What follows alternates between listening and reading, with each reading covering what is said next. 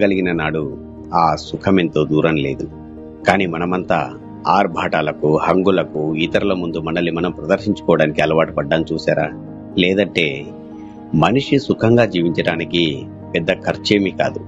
కానీ ఆ సుఖాన్ని అందరి ముందు ప్రదర్శించాలనుకున్నప్పుడు చాలా పెద్ద మూల్యమే చెల్లించాల్సి వస్తుంది.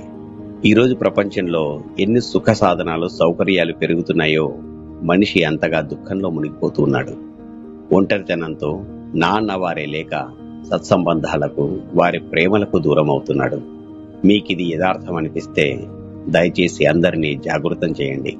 అనవసరమైన ఖర్చుల నుండి అందరినీ రక్షించండి.